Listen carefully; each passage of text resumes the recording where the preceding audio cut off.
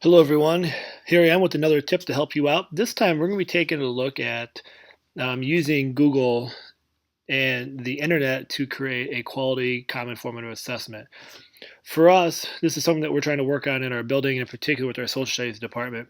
And so, one of our priority standards is to help students understand how to determine the meaning of words or phrases within a specific academic context. In our case, nonfiction, and using this skill over the course of the year to help them figure out how to make sense of words.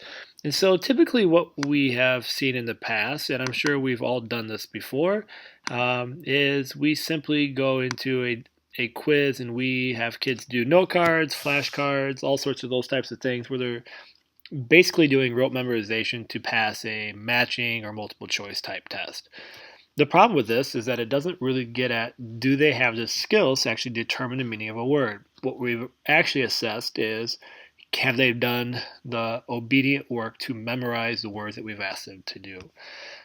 This is something that I've done as a teacher and as an instructional coach. I've had some time to dig deep and realize that's not the best method. So one of the things we started doing is this strategy where we have taken a passage or a paragraph that is using the word, and the kids have to figure out which word would best fill in the phrase. It's not overly difficult. It doesn't take more time to grade, but we're able to actually get at the skill. And so you can see in this sample quiz here, we've come up with a certain amount of words that we want the kids to know for this basic first quarter common form of assessment. And we've strategized in a way where the word is a noun. We've used a proper noun. Down here we have a verb. Here they can use the context clues to understand the study of a suffix with the ology, the study of.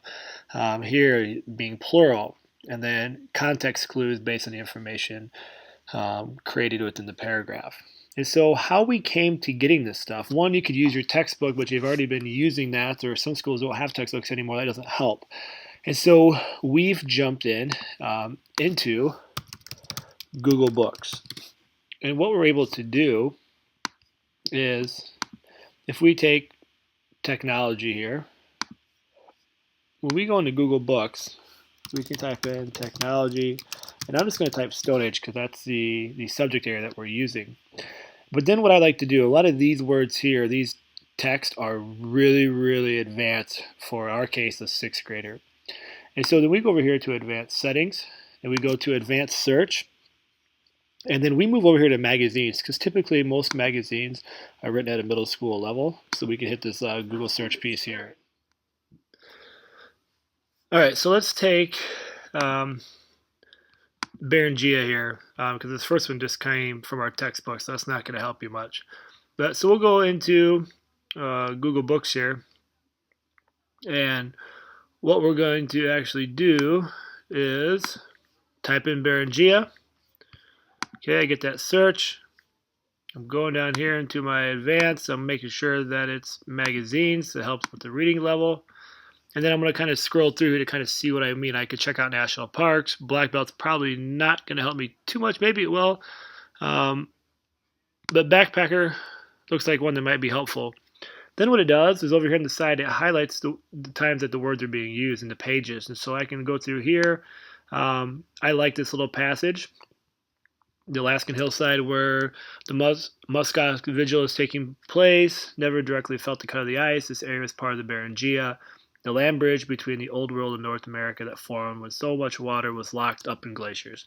So this gives me enough information that they have a basic idea, either prior knowledge or things that we've been studying within the class, that they should be able to answer this and go through it. And if you keep going through this, you can see that it's actually an official place. So even if they have no concept, the idea being that it's the only capitalized word as a location should help give that away. And so I just typed that in. That paragraph, I'm giving it credit where it's due. I know it's not official MLA, but just Backpacker, August 1989. And what you can actually do here is you can go to About This Magazine and gather all the information that you need right there. But I'm not going to bombard the quiz with all of that at this time. I'll have my own works cited page off to the side so I can reference some of these locations later. And we'll just continue that process for the rest of this quiz. And so I'll go through and search these words. would migrate. If I want it to be around there, I might type in migrate an old Stone Age or new Stone Age or whatever it might be, just to kind of find that. But I have found using Google Books and then using the magazines has been a huge benefit to finding information and passages that's going to help us understand that standard. And so here it is. You could also easily make this a Google form. And so I could go into a Google form and make this the actual question and the multiple choice and have it grade itself, which I've already shown how to do in a previous tutorial video. So there's just one way in which to use the online tools of Google and Google search, in this case Google Books, to enhance a common form of assessment to gain better insight into what our students know, so then we can go back and differentiate our needs with students. From here, what we're able to do then is go back, and if I go into our folder here without giving too much away, we plot all the data in a spreadsheet right there, which I'm not going to show due to the privacy of student names. But then what we're able to do then is chart that. And so we've created a Google slide. And what we do is every time we do a common form of assessment, because the data of 380 students is rather extensive and overwhelming, so then I graph it for them and put it in a pie chart in this case, so we can take a look at it to see where they're proficient. In this case, we said 0, 1, and 2 was not proficient, 3 and 4 was proficient for these words, being able to determine the words for this very first one, beginning of the year, before we've done a whole lot of teaching. And now we can see that we've got some work to do. And so we've built in lessons to differentiate and delineate how we teach these skills, which ones we need to actually focus on. And as we give new ones throughout the year, hopefully we see these start to improve and have higher trends over the course of the year. This allows us to change our practice, change our teaching to meet students where they're at, as opposed to having students bend to meet where we are as teachers. I hope you find this helpful. If you've got other tips, ideas, things you use, please share. Not only does it help me and the teachers I work with, but it helps everybody who checks these things out. So leave a comment, let me know what you think. Appreciate your feedback, and until the next episode, keep pushing further and further along to make sure technology is not an add-on, but a way to streamline and enhance the learning process for all.